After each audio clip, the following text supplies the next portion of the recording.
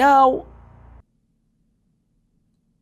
there are some schools of thought, most Sunni schools of thought, who say that the Prophet ﷺ, in matters of religion, tabligh, delivering the message of God, is infallible. Many of them do agree. There are some who might disagree, but the vast majority of them do agree that when it comes to delivering the Quran, the Sharia, the Prophet is infallible. He won't make mistakes in that. But in worldly affairs, things that do not have to do with religion, right? Social affairs, political affairs, worldly affairs, he's not infallible. He makes mistakes. Many of them have made this argument. Now, they have actually cited certain hadiths in their books that substantiate this view. For example, in Sahih Muslim, there is a hadith from Musa ibn Talha, from his father Talha. He says, I was walking with the Messenger of God ﷺ, and we passed by a group of people who had climbed on top of the palm trees. This is in Sahih Muslim. The Prophet asked, this is when he went to Medina, by the way, when he migrated to Medina. So the Prophet was at least 53 years old when this happened, because he was 53 when he migrated to Medina. The Prophet asked, what are they doing? Why are they climbing on these palm trees? What exactly are they doing? He was told, oh, they are pollinating the palm trees. In order for palm trees to yield fruit, they have to be fertilized, right? Now, in order for them to be fertilized, there's a process where you kind of pollinate them in order for them to bear fruits. That's how palm trees give fruits, the dates. If you don't, that year, that particular palm tree will not yield any dates. Now, for many trees, this process of pollination is done by the winds. The winds, they carry the pollen, for example, and that in itself will allow the trees to produce. Because subhanAllah, even in the world of plants, you have the idea of female and male, right? In order for human beings to reproduce, you need a male and a female. Well, with plants, it's a similar idea. So you need a process in order to fertilize the trees. So with palm trees, these guys were on top of the palm trees, doing the process of talqih, as we call in Arabic. They are injecting that pollen into a certain place of the palm tree so that the palm tree in the following summer can carry fruits. So the Prophet is asking, what are they doing? And that's what he was told. Then, what did the Messenger of God state? The Prophet said, you know what? That's unnecessary. Why are you doing that? I don't think this is necessary. Now, who's saying that? The Messenger of God. When those people heard that the Prophet is telling them, you're wasting your time, why are you doing this? This is not necessary. They came down. Like, okay, we're not going to pollinate the, inject pollen or whatever that is into these palm trees that year. The summer came, and in that area, in that garden or farmland, these palm trees did not yield any dates. So they come back to the Prophet telling him, wait a minute, didn't you tell us that this is unnecessary and we shouldn't do this? He's like, yeah, so what? He's like, well, we took your advice, and this year, we have no dates.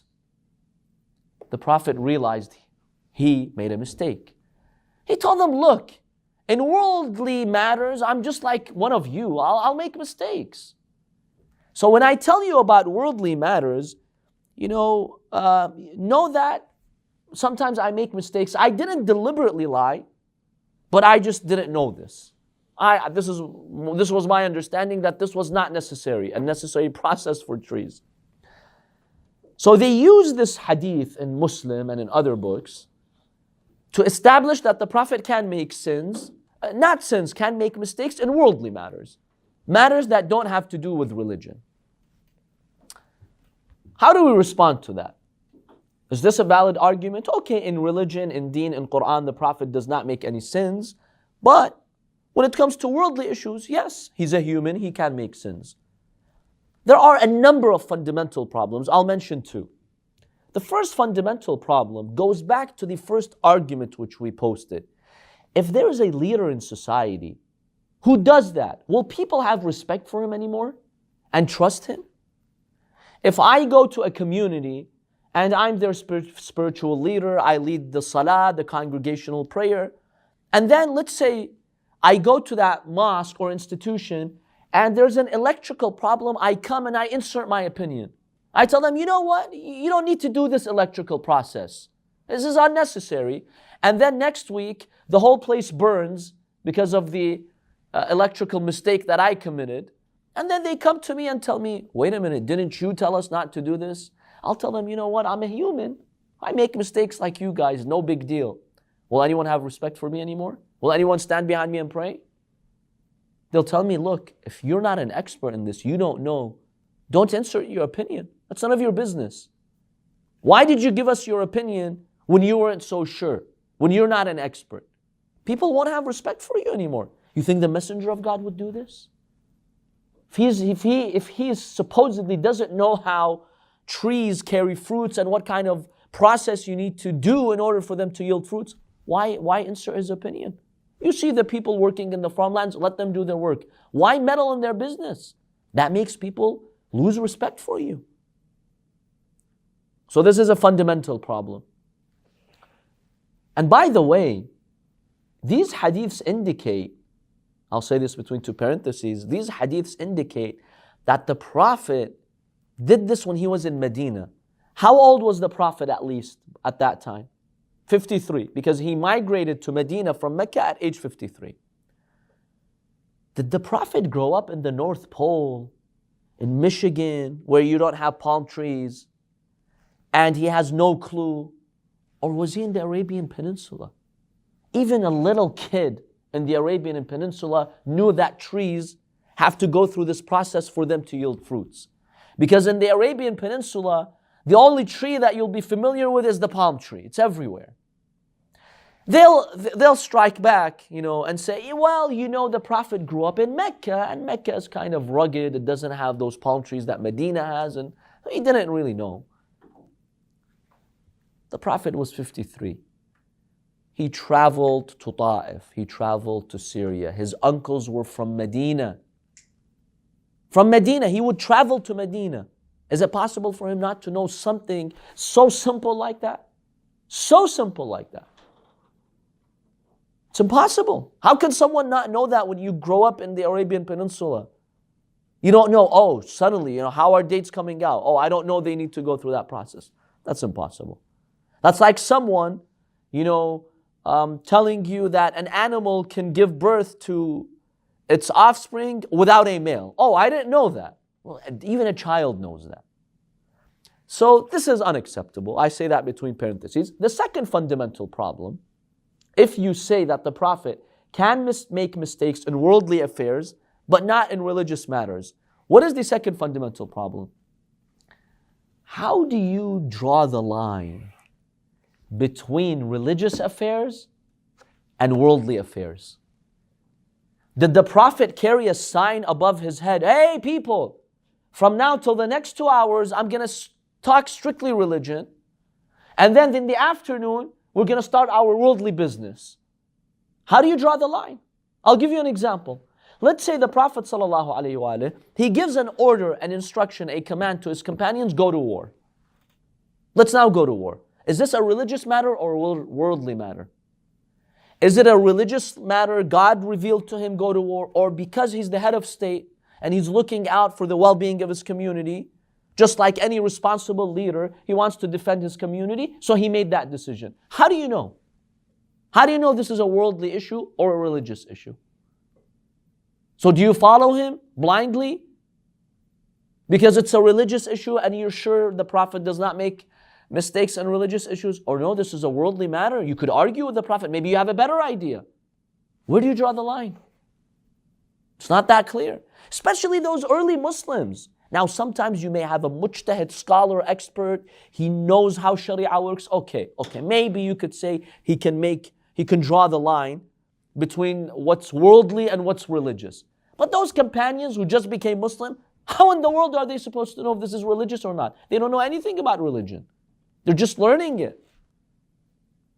So if the Prophet ﷺ issues commands, he's handling society, we don't know if this is religious or not. So if you open the door to saying that the Prophet can mistakes in worldly matters, this would have been a perfect excuse for the hypocrites not to follow the Prophet. Because any issue, any command he would give, oh, we thought this was a worldly matter.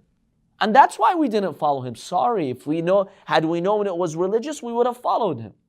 Would God put people in that situation? That's the perfect excuse for the hypocrites. Impossible for God to do that. So it's not always clear.